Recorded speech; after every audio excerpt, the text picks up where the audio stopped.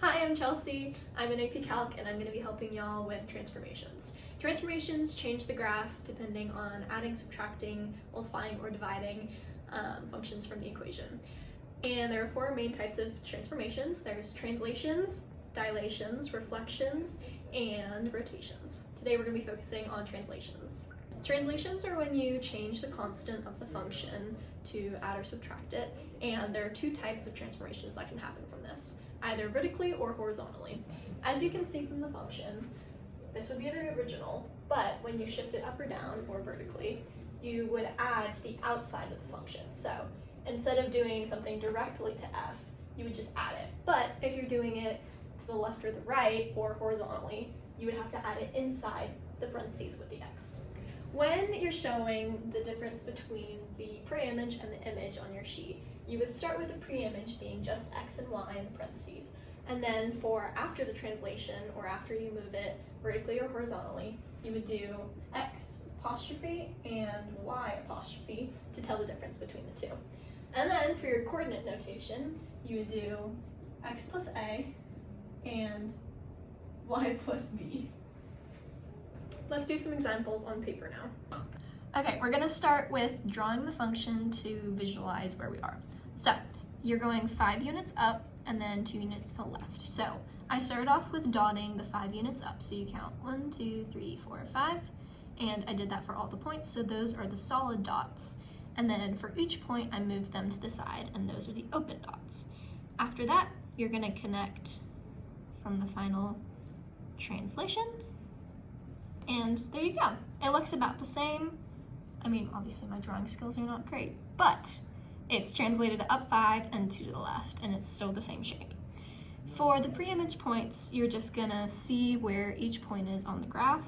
So M, you're gonna count 1, and then it's down 2. So it would be 1 and then negative 2. X would be 3 and negative 3. J would be negative 2 and negative 3. And then E would be negative 2, negative 4. From there, you're just going to count the points from the translation.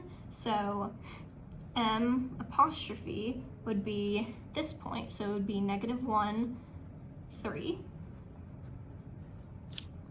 And X apostrophe would be this point, so it would be 1, 2.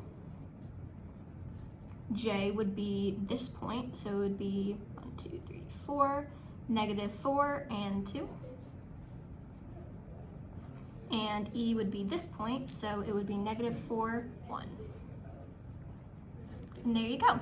And for the function rule, you're going to write it as y equals f, and you would do the left or the horizontal movement on the inside, so it would be x plus 2.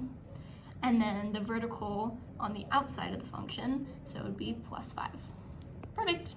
Okay, and then now we're going to do this problem. So we start with it going 2 units down and 4 units left. So I'm going to count the down first. So Q, you go down 2. The solid dots again are my first translation. L would be 2 down, and U would be 2 down. And then after that you do 4 units left, so from here Q would go here, and we're gonna write this as Q apostrophe just to keep in mind that this is the translation compared to the original. And for this one, 2 down for the left, so U apostrophe is here, and 2 down for the left, so L apostrophe is here, and you're gonna connect to better visualize where that triangle is. Again, you can see it's the same shape, but just translated down 2 and left. Now we're going to fill out the points. So the preimage would be 1 and 3. L would be 1, 2, 3, 4, 5, and 1 up. And then U would be just 0 because it's just on the line, and down 1, so negative 1. Q with the apostrophe or the image points will now be at negative 1, 2, 3, and up 1. And then L will still be positive, so it'll be 1, but it'll be in the fourth quadrant, so it'll be 1, -1. And U apostrophe will be 1, 2, 3, 4, -4, and down 3, so -3.